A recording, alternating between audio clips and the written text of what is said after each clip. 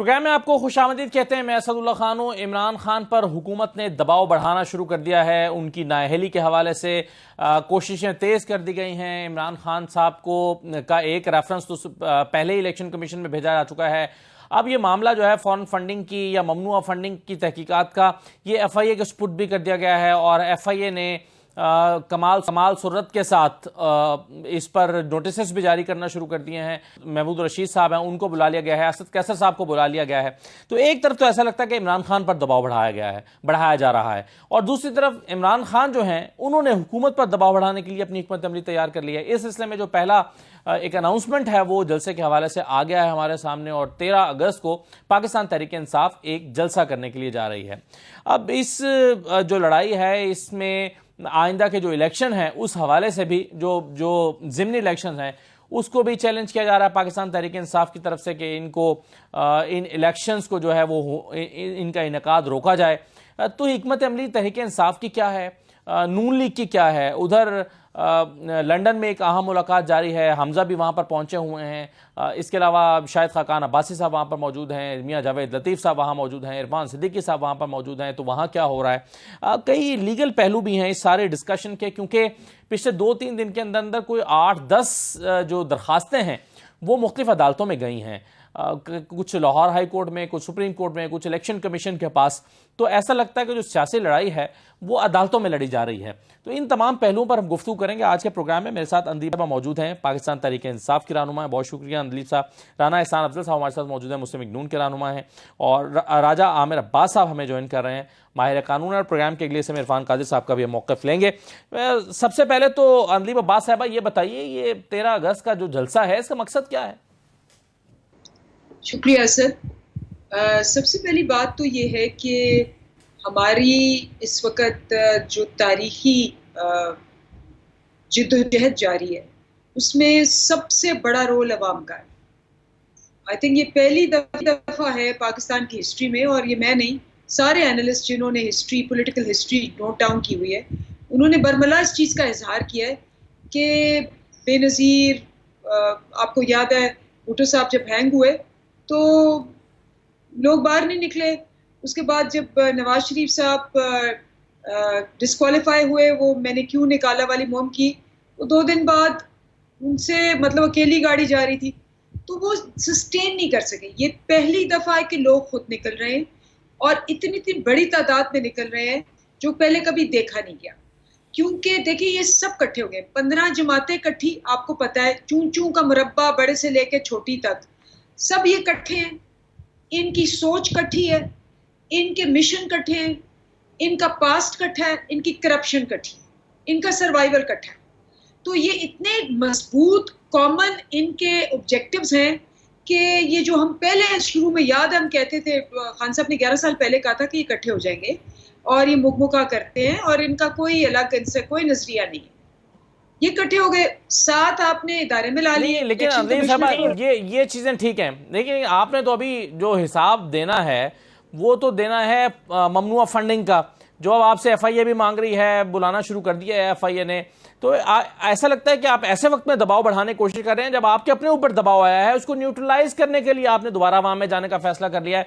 बड़ी जल्दी में ये फैसला हुआ है। हम ये पहले से शायद पाकिस्तान तहरीक इंसाफ का प्लान नहीं था, ये एक बस मीटिंग हुई और फैसला हुआ कि जी इसको हम अपना दबाव बढ़ाने के लिए हमें भी एक्टिविटीज करनी चाहिए। पहले तो मैं आपको तस्दीक कर दूं कि ये फैसला जो था ये तकरीबन कोई 3 महीने पहले था, क्योंकि ये हमने ही सबने मिलकर प्रपोज किया था कि इस दफ़ा हम 14 अगस्त को हकीकी आज़ादी मनाएंगे, मसनूई आज़ादी नहीं, जहां ये बादशाह आके और लुटेरे आके सारी चीज़ें अपने हाथ में करके इदारे में ला के, और अब तो माशाल्लाह इनके साथ सारे इदारे हैं, हर किस्म के इदारे हैं, ब्यूरोक्रेसी है, एस्टैब्लिशमेंट है, इनके साथ सब है। और जिस तरह से ये आके फिर लोगों की आज़ादी सल्ब करते हैं कि लोग बेचारे बिलक रहे हैं। 38% इन्फ्लेशन है, 38% इन्फ्लेशन है। पाकिस्तान की हिस्ट्री की सबसे ज्यादा इन्फ्लेशन 24% थी 2008-9 में जब पीपल्स पार्टी आई थी। इन्होंने इकट्ठे होकर उसको यहाँ तक पहुंचा दी। तो ये पहले का इरादा था। और उसके अलावा मैं दूसरी तस्दीक ये करूं कि हम तो अप्रैल से निकले हुए हैं। आपको याद होगा रमजान था, रमजान में तरावियों के बाद से लोग निकलना शुरू हुए और बगैर हमारे कहे लोग निकल रहे हैं। ये तो आपको पता ही है कि जिस रात वो असेंबली में इन्होंने एक फेक बिल्कुल इलेक्शन करा के पंजाब में हमें निकाला, हमने तो अभी अनाउंस भी नहीं किया था, लोग बाहर आ गए और लोग ऐसे बाहर आए कि वो ना आपके ना मेरे किसी की, वो जिसको कहते हैं ना वो अपनी रॉ में है। ये चीज जो अभी इनको समझ नहीं आ रही जी। नंबर 1 इनको समझ नहीं आ रही कि अवाम मेरे आपसे आगे निकल चुकी है। मैं बार बार कहती हूँ ये प्रोग्राम एंड होगा, असद तुम्हारा मेरा इन सब का ना उससे पहले वो चीजें लिख चुके होंगे। अच्छा ये समझते हैं ये वही बेवकूफ अवाम है जिसको 30 साल बेवकूफ बना के लूट के हम बाहर भाग गए। दूसरा आपने इनका खुद बता दिया कि इनका मसला क्या है, ये बाहर भाग जाते हैं।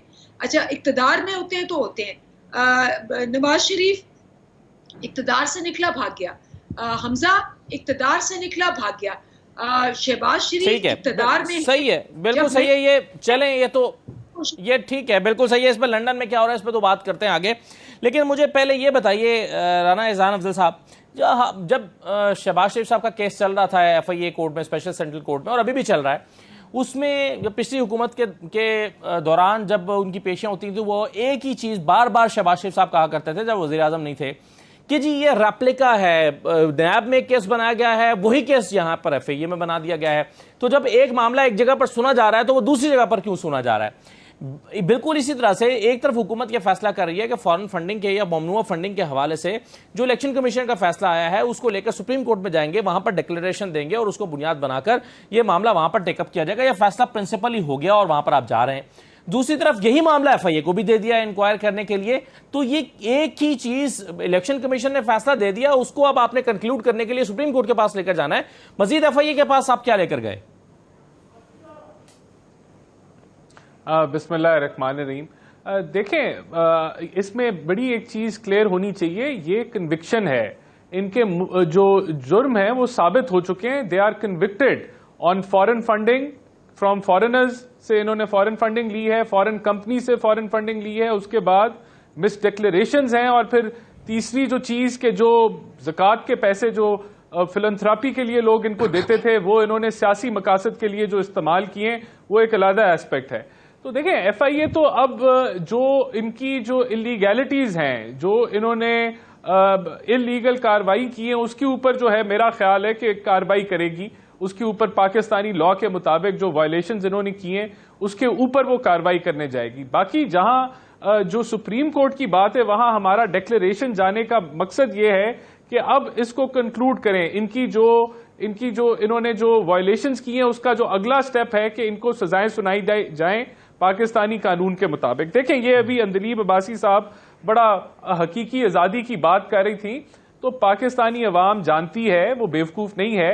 3.5-4 साल इन्होंने कुछ नहीं किया, तबाह कर दी मईशत, 4 वज़ीर ख़जाना चेंज किए, फिर इसको बैलेंस ऑफ पेमेंट की क्राइसिस की खाई में फेंक दिया, जिसको हम दुरुस्त कर रहे हैं, बेहतरी की तरफ लेके जा रहे हैं। और जब वहां से फेल हो गए, बिल्कुल फेल हो गए, परफॉर्मेंस किसी किस्म की ना दे सके, तो इन्होंने वो अमेरिकन एजेंडा जो है वो उसके ऊपर बयानियां शुरू कर दिया। फिर वो जब फुस हो गया तो उसके बाद अब इनकी जो ये चोरी पकड़ी गई है फॉरेन फंडिंग वाली, जहां साफ चली, शफाफ चली, और ये जो फरिश्ता सिर्फ लोग थे, फिर दरमियान में आप इसके अंदर फराह गोगी को भी डाल लें। 650 केनाल जो इन्होंने मनी लॉन्ड्रिंग, आप सोचे कि मनी लॉन्ड्रिंग जो पकड़ी गई UK की हुकूमत ने, और वो पैसे पाकिस्तानी कौम को वापस किए, वहां इन्होंने जो उसकी एडजस्टमेंट कराने में 600-650 केनाल इन्होंने जो वो खुर्द-बुर्द किए, वो सारी कौम के सामने जो है वो आया है बात। तो अब इनका जो अगला एजेंडा है वो इंतशार का है। अब ये वीडियोस आजकल चला रहे हैं फॉरेन ओवरसीज पाकिस्तानी के। भाई, ओवरसीज पाकिस्तानी को तो हम सलाम पेश करते हैं, आपके ऊपर तो इल्जाम है फॉरेन नेशनल से, पाकिस्तानी नहीं, जो डुअल नेशनल है वो पाकिस्तानी होते हैं, फॉरेन नेशनल से आपने फंडिंग ली है। लेकिन उनकी वीडियोस दिखाएं ना। एहसान साहब, ये जो आप कहते हैं कि फॉरेन नेशनल्स, जब आप ये कहते हैं कि फॉरेन नेशनल्स से इन्होंने फंडिंग ली और फॉरेन फंडिंग है ये, तो जाहिर है फौरी तौर पर कॉन्सेप्ट ये ज़हन में आता है ना कि ये पाकिस्तान के मुफाद के खिलाफ कोई चीज़ हो रही है, जिसमें हम देखते हैं कि ऐसे लोग जो हिंदू हैं या इंडियन नेशनलिटी के साथ ताल्लुक रखते हैं, ये इल्ज़ाम है ना। लेकिन ये जो फिगर्स इसमें सामने आती हैं हमारे, वो आती हैं $50, $100, किसी से लिए हैं $1100। तो क्या अगर कोई शख्स किसी मुल्क को नुकसान पहुंचाना चाहता है तो वो $50 और $100 की फंडिंग लेकर करेगा, या कोई फॉरेन जो नेशनल्स हैं वो $50 फंड करेंगे जी, या पाकिस्तान को एक एजेंडे के तहत तबाह करें? तो ये मेरा आपसे सवाल है, इसका जवाब मुझे मगर ब्रेक एक लेना पड़ेगी, इसका जवाब दीजिएगा। और राजा आमिर अब्बास साहब के सामने मैं कुछ कानूनी सवाल रखता हूं, क्योंकि मामला जो है वो सारे रास्ते, ये सारी चीजें जो है वो जा रही हैं अदालतों की तरफ। ब्रेक के बाद वापस आते हैं।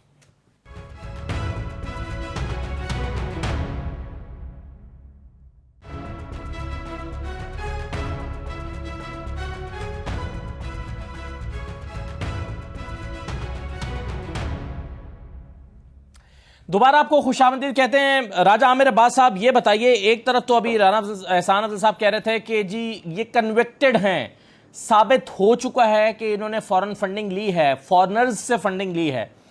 दूसरी तरफ जो टास्क दिया गया है एफआईए को, आपकी अंडरस्टैंडिंग क्या है? एफआईए ने क्या करना है? एफआईए को क्या टास्क दिया गया है एडिशनली?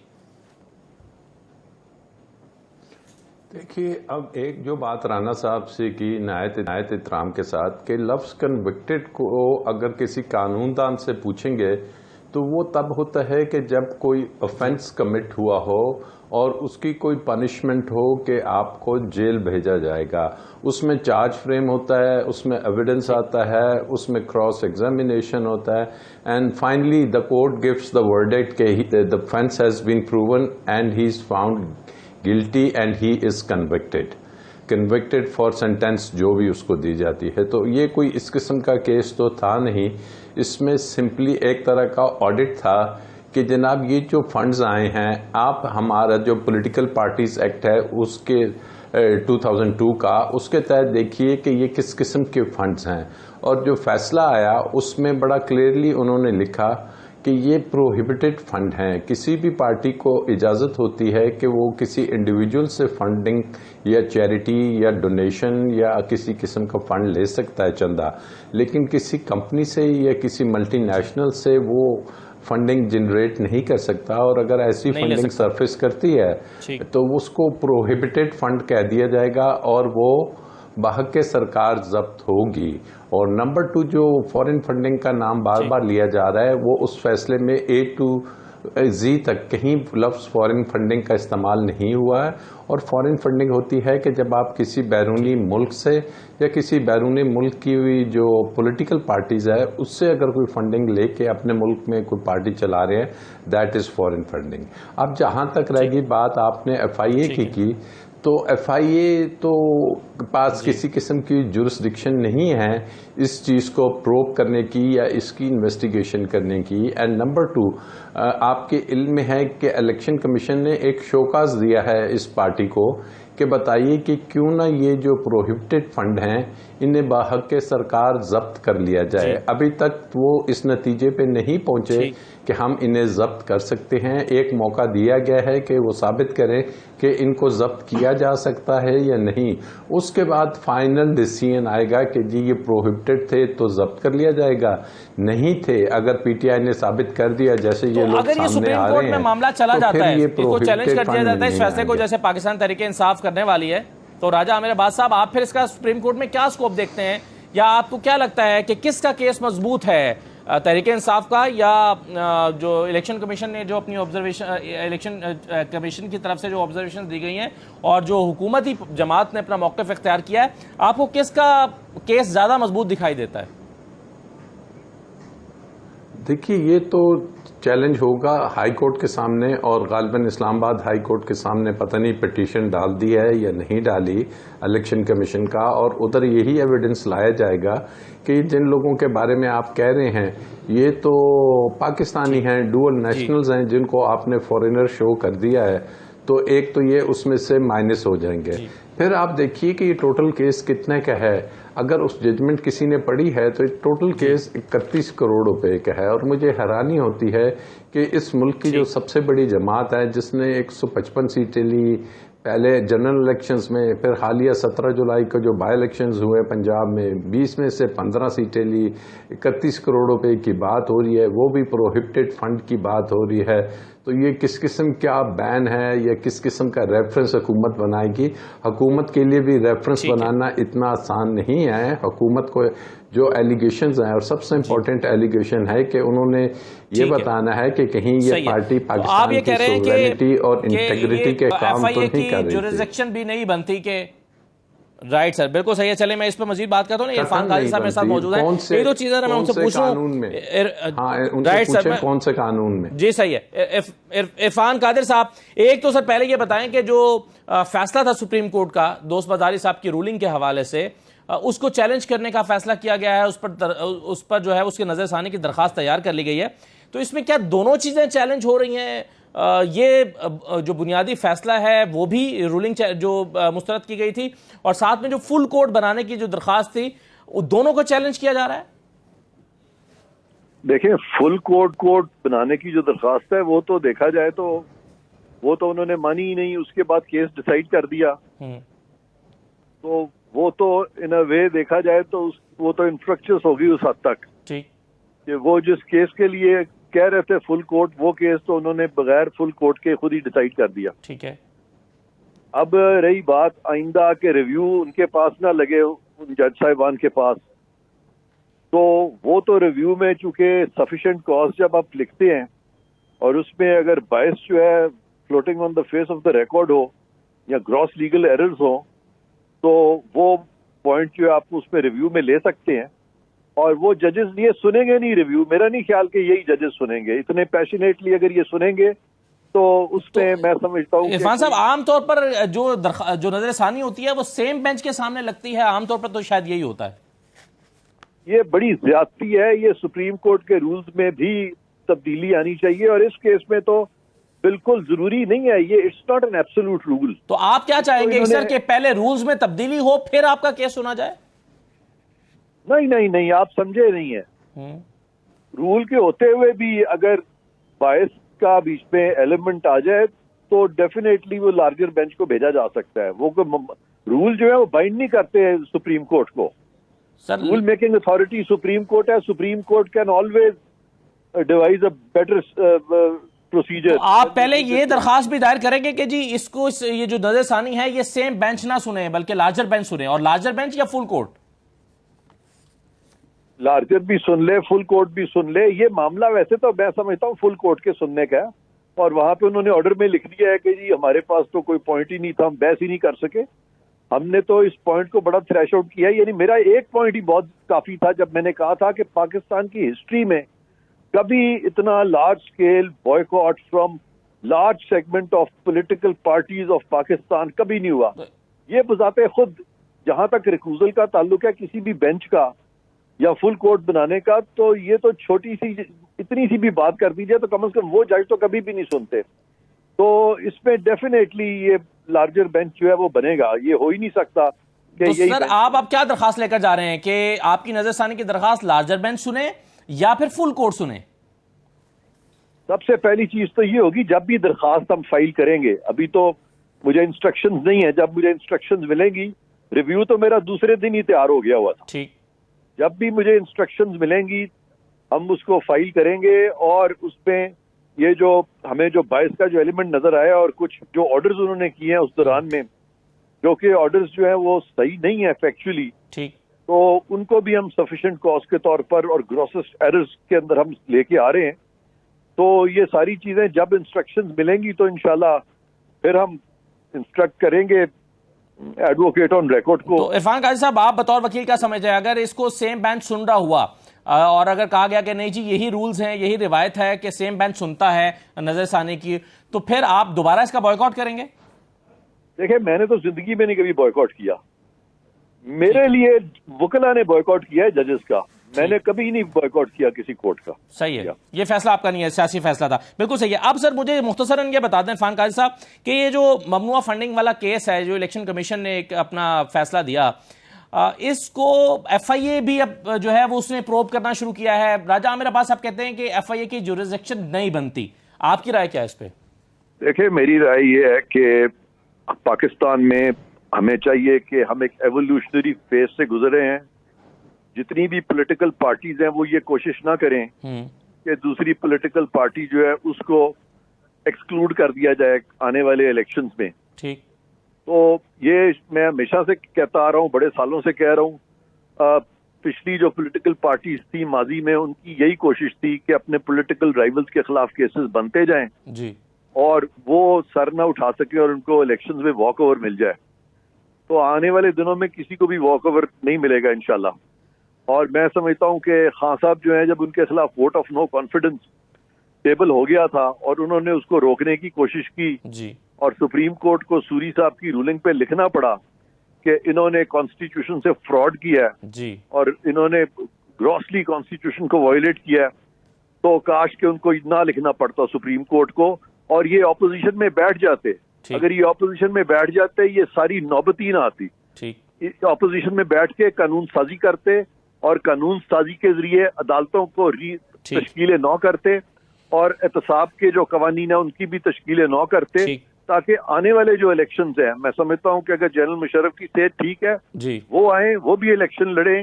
मियां साहब के खिलाफ जो फैसले थे, मैंने कई सालों से कह रहा हूं, उनको रिविजिट करना चाहिए। ठीक है। उनको भी पार्लियामान जो है एक जुम्बिश कलम से खत्म कर सकती थी, वो भी इलेक्शन लड़े और खान साहब भी इलेक्शन लड़े। बिल्कुल सारे इलेक्शन लड़े। बिल्कुल सही है, लेकिन इसकी स्ट्रैटेजी शायद ये बनाई जा रही है कि पहले इमरान खान को भी नाअहल किया जाए और जब दोनों नाअहल हो जाएं तो फिर दोनों को कन्विंस किया जाए कि अब आप चूंकि दोनों नाअहल हैं तो दोनों लड़ना चाहते हैं तो फिर दोनों लड़ेंगे, लेवल प्लेइंग फील्ड मिलेगा दोनों को। तो शायद पॉलिटिकल स्ट्रेटेजी अब ये बन रही है। लेकिन अंदीप साहबा, अब ये जो पॉलिटिकल स्ट्रेटेजी आप फरमा रहे हैं, ये तो सियासतदानों का काम है जी, हमारा तो काम नहीं, मेरा सवाल ही आपसे है भी नहीं, ये तो मैंने कमेंट पास किया।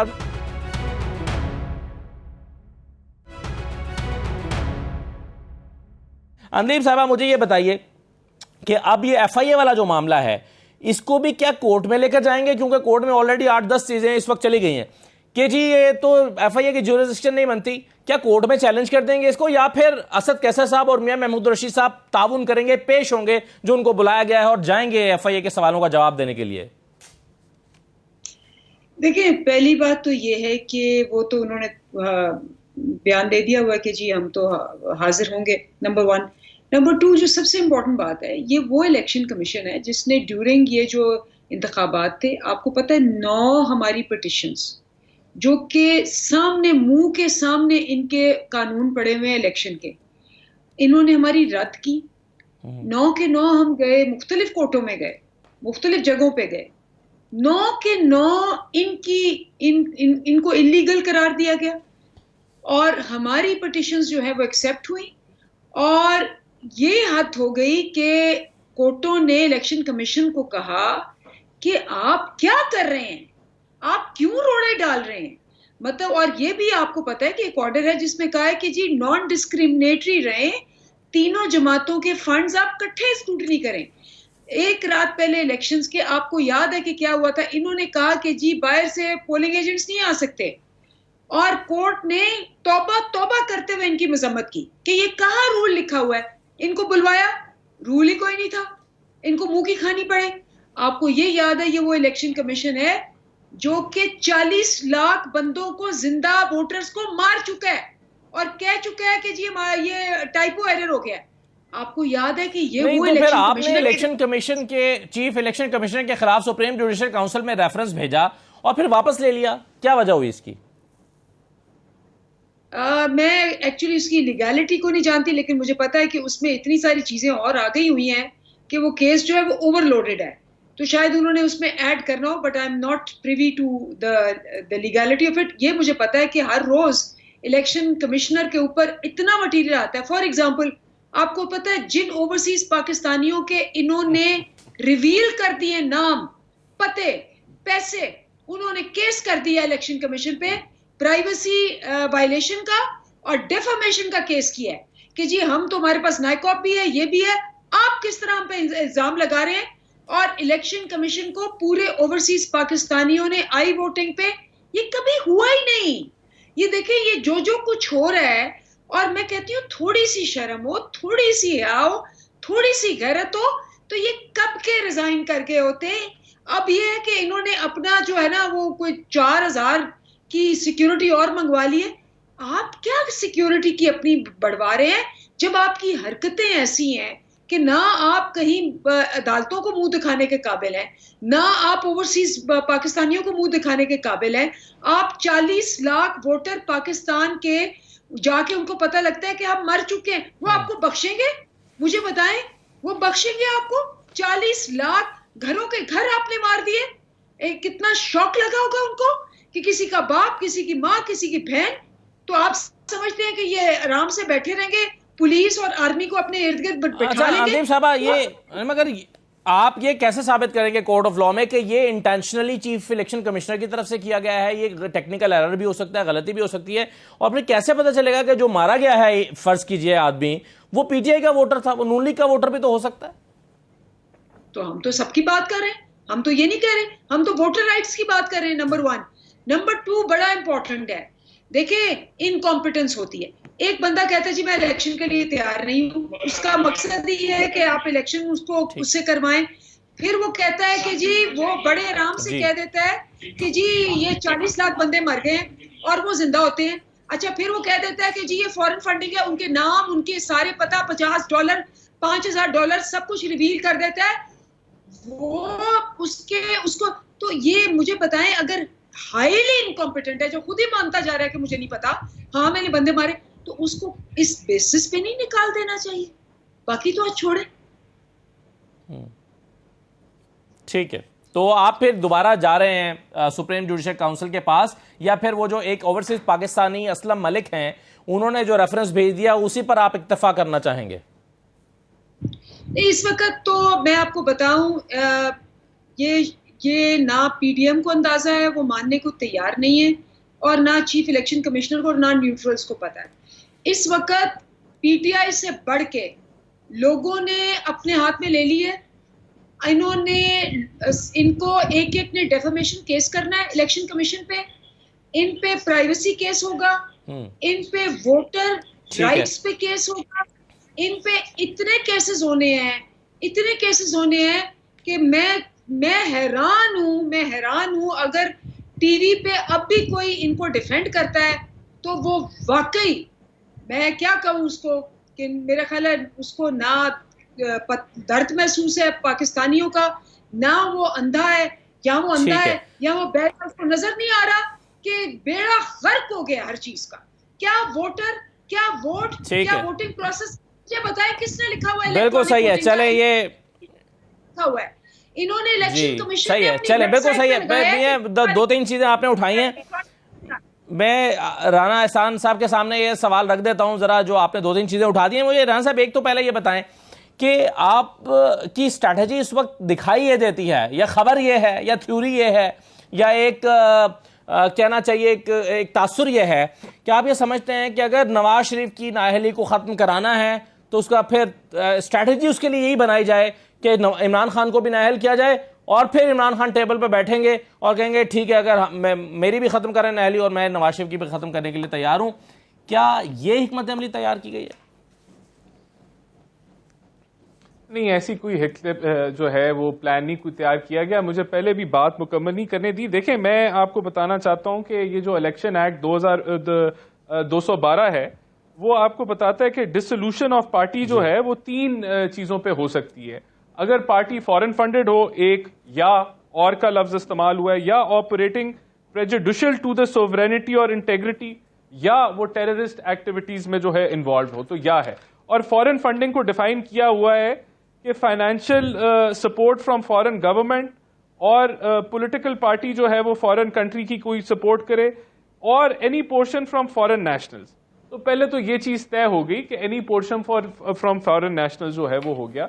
दूसरा, देखें, इसके अंदर ये भी जो फाइनेंशियल टाइम्स का, चाहे वो 50 या 100 डॉलर क्यों ना हो, सही है, टेक्निकली बात जो है वो, क्या किसी ने अगर $50 भी दिए हैं तो टेक्निकली वो ना जी।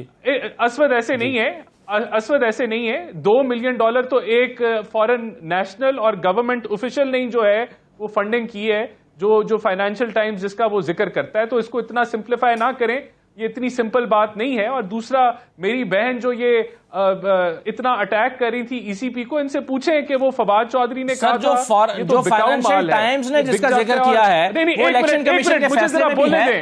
देखिए भाईजान, मुझे मुकम्मल कर लेने दें। देखिए, मुझे प्लीज मुकम्मल कर लेने दें।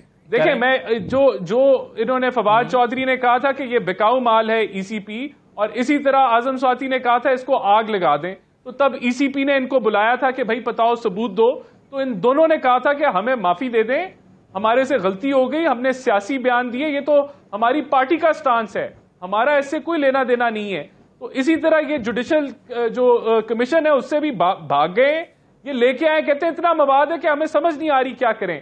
और ये जो मेरी बहन कह रही है 40 लाख लोग मार दिए, मुझे बताएं कोई मैकेनिज्म बता दें कि उसमें पीएमएलएन के लोग शामिल थे या नहीं शामिल थे। ये ऐसे कह रहे हैं जैसे ये सिर्फ ज्यादती इनके साथ हो गई है। भाई ये ऑल अक्रॉस है। तो ये इनका जो टोपी ड्रामा है ना, जो ये साफ चली शफाफ चली, और ये फरिश्ता सिर्फ लोग हो गए, मजहबी कार्ड ये इस्तेमाल करते हैं, मजहब को लोगों को बताते हैं शिर्क किया है।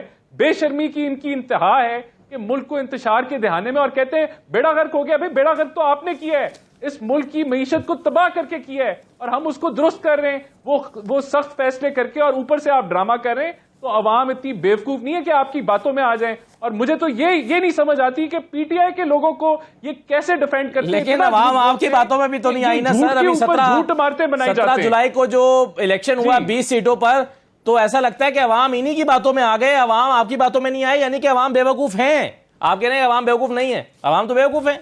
ओ असवद, नहीं असवद, हमने 39% वोट गेन किया था इनके 32% के अगेंस्ट। हमने 5 सीटें गेन की हैं जो हमारी नहीं थी 2018 के इलेक्शन में। इस चीज के बावजूद के बदतरीन महंगाई हुई जो हमें करनी पड़ी इनके गन से पाकिस्तान को निकालने के लिए, और हमने जो है वो मुनर्रफ अराकीन को टिकट्स दिए। तो ये कोई इतनी कोई बुरी बात, ये कोई इतना कोई बुरा रिजल्ट नहीं था। 7-8% के मार्जिन से हमारे हम इसको कवर कर जाएंगे, हम इसको कोई लेकिन मैं समझता हूं कि जो ये यहाँ बड़े ये पॉपुलिस्ट बन गए कि पता नहीं इनका कोई लहर आ रही है, ऐसी कोई बात नहीं है। ये इनकी जो झूठी बयानियां है, झूठा बयानियां, इनकी जो लैक ऑफ परफॉर्मेंस है, अवाम उसको समझती है, और समझती है कि ये कितने बड़े प्रोपेगेंडिस्ट हैं। चलिए एक छोटा सा ब्रेक लेते हैं, ब्रेक के बाद बताएं मजीद इस पर बात करते हैं। अब तहरीक इंसाफ के पास ऑप्शंस क्या बचे हैं, क्योंकि 3-4 इंपॉर्टेंट चीजें तहरीक इंसाफ लेकर गई है सुप्रीम कोर्ट के पास, उधर सियासी मैदान में भी जद्दोजहद जारी है। ब्रेक लेते हैं, जरा मजीद बात करते हैं, हमारे साथ रहिए।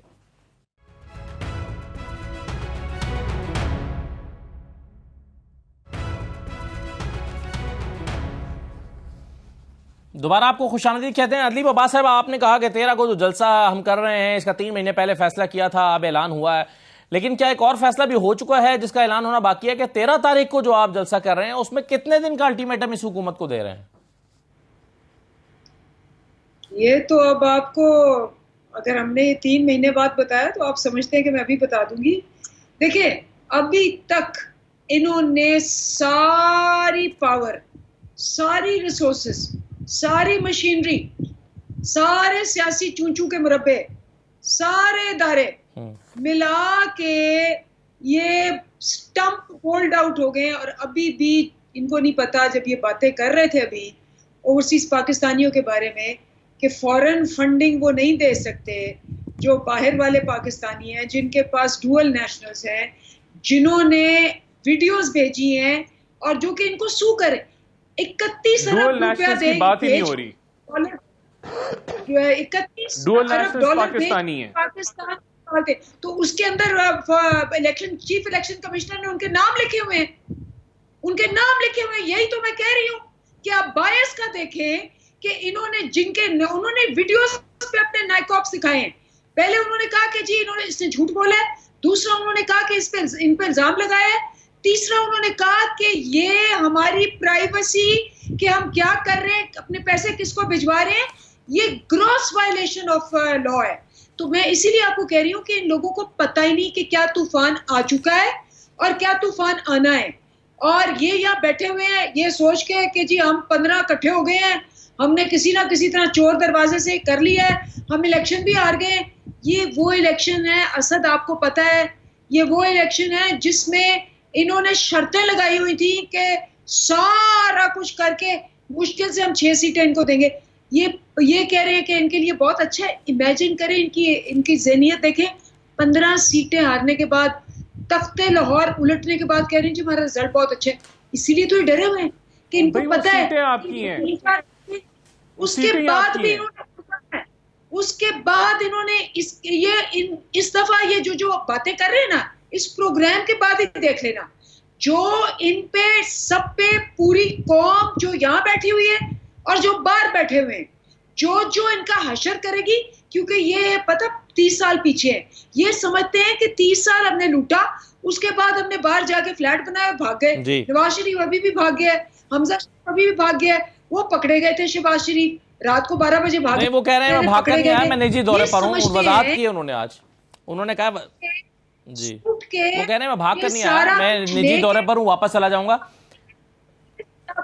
मैं आपको बता रही हूँ, अवाम इनको ना सरे पैलेस ना सरूर पैलेस कहीं भी नहीं भागने देगी। हाल देखें, यहाँ एहसन इकबाल को बेरा पे जो कुछ हुआ, उसके बाद उनको उस फैमिली को थ्रेट किया, माफी मांगी, लेकिन क्या हुआ, अमेरिका गए, अमेरिका में पाकिस्तानी ओवरसीज बैठे हुए थे, जो उन्होंने हशर किया, वहां क्यों नहीं उनसे माफी मंगवाई, वहां क्यों नहीं उनको कहा कि जी आए आप माफी मांगे, वहां क्यों बिगी बिल्ली बन के बैठे रहे थे, वहां क्यों इतनी बेइज्जतियां, ये कहां जाएंगे, ये मुंह दिखाने के काबिल नहीं रहेंगे, ना अपने घरों में, ना अपनी गलियों में, ना ये ओवरसीज पाकिस्तानियों में, क्योंकि ये वही बैठे हुए 30 साल पहले कि हम जाके पीटीवी पे और 2-4 और चैनल्स पे एक झूठा बयानिया काट के अवाम को बेवकूफ बना के पैसे लूट के उसके बाद ये गए सरे, ये गए सरूर। इस वक्त आप, मैं और आप, कोई इदारा, कोई किसी किस्म का कुछ नहीं करेगा। जिस दिन ये भागने की कोशिश करेंगे इस मुल्क से, ठीक है, वो तो अल्टीमेटली तो देखें जी, मामला तो आना तो आवाम के पास ही आ जाए या 4 महीने के बाद आए। लेकिन राना साहब मुझे ये बताएं कि आपने फरमाया अभी कि जी हमारी कारकर्दगी तो बहुत अच्छी थी, हमने तो 5 सीटें इनकी भी ले लें तो हमारी तो 5 सीटें बढ़ गई, लेकिन अगर आपकी कारकर्दगी इतनी अच्छी थी तो आज हमजा साहब को जाती हैसियत में क्यों बुलाया गया है कि वजाहत करें कि आपने इतनी कारकर्दगी क्यों दिखाई इलेक्शन में, कैसे इलेक्शन हार गए, और क्यों वो मरियम नवाज साहिबा पे इल्जाम दे रहे हैं कि उन्होंने इलेक्शन मुहिम अच्छी नहीं चलाई, और क्यों मरियम साहिबा कह रही हैं कि नहीं जी इनकी अपनी कमजोरियां रही हैं। तो ये सारे मसाइल क्यों डिस्कस हो रहे हैं अगर आपकी कारकर्दगी इतनी अच्छी थी? अप्रिशिएट करना चाहिए हमजा साहब को, ना कि उनको जाती हैसियत में बुला के वजाहत तलब की जाए लंदन में। देखिए, मैंने आपको 2 वजूहात बता दी उसी लाइन में जब मैं ये इसके ऊपर बात कर रहा था कि मुनहरफ अराकीन को भी जो है वो टिकटें दी गई जिनकी एक्सेप्टेबिलिटी पार्टी में नहीं थी, और दूसरा जो हमें महंगाई इनके गंद को साफ करने के लिए करी, वो 2 बड़े फैक्टर्स थे। उसके बावजूद, इन 2 बड़े फैक्टर्स के बावजूद जो गेन्स हमारे थे वो मैंने आपको बता दिए। देखिए, अभी अंदलीब साहिबा ये अभी जिस तरह की फजूल और घटिया लैंग्वेज इस्तेमाल कर रही हैं, मैं इनका मैच नहीं कर सकता, लेकिन अवाम जानती है कि फराह गोगी ने जो यहाँ जो ट्रांसफर पोस्टिंग के जो करोड़ों रुपए की जो बोलियां लगती थी वो किसके पास जाती थी, ये भी अवाम जानती है कि जो 650 कनाल जिसका मैं जिक्र कर चुका हूं, जो इनको चंदे में मिली, इनको चंदे में लोग दे देते हैं। जो पाकिस्तान का सबसे बड़ा प्रॉपर्टी का टाइकून है, उसकी $250 मिलियन की जो मनी लॉन्ड्रिंग थी उसको बचाने में ये तो अभी चीजें आई हैं। और फिर ये जो फॉरेन फंडिंग जिसको ये कह रहे हैं कि जो ओवरसीज पाकिस्तानी, इसको तो हम सलाम पेश करते हैं। या आपके हर चीज में जो एक घटिया प्रोपेगेंडा आप करते हैं उसका जो है वो नहीं, मगर ये देखिए ना राना साहब, ये जो आप इल्जामात आयद कर रहे हैं इसके लिए आपके पास फोरम है कि नहीं देखिए, नहीं मेरा सवाल ये है कि देखिए आपके पास ये फोरम है कि आप नैब में चले जाएं, रेफरेंस बनाएं, आप FIA में रेफरेंस बनाएं इन खसूसी चीजों का, क्योंकि जब ये तहकीकात FIA ने हमजा शहबाज पर की थी और हमजा साहब से पूछा था कि आपके अकाउंट में पैसे कहां से आए, तो उसका जवाब उन्होंने दिया था कि जिसने भेजे भाई उससे पूछें कहां से आए, मुझे तो नहीं पता कहां से आए। तो आप भी ये जरा बनाए ना इनके ऊपर रेफरेंस, ताकि इनसे भी पूछें कि आपके पास पैसे कहां से आए। एक तो असवद साहब ये आप इंटरफेरेंस तब अंदलीब साहिबा से भी पूछा करें ना सवाल फराह गोगी के, जो आप मेरे से इंटरजेक्ट करके पूछ रहे हैं। लेकिन मैं आपको इसका जवाब भी दे देता हूं, हम लोगों के ऊपर हीरोइन डाल के उनको जेलों में नहीं डाल रहे, और ना हम लोगों को जो है वो जिस तरीके से 2-2 साल जो है वो बगैर किसी सबूत के लोगों को जेलों में नहीं डाल रहे। इनके ऊपर 8 साल लगे हैं फॉरेन फंडिंग का केस साबित होने के अंदर, और ये गिल्टी पाए गए हैं उसके अंदर। तो ये यहां भी ये चीजें हो जाएंगी, लेकिन हमें कोई जल्दी नहीं है कि हम ज्यादती करें या पॉलिटिकल विक्टिमाइजेशन करें जिस तरह से इन्होंने की पूरी लीडरशिप के साथ, और कुछ साबित नहीं कर सके।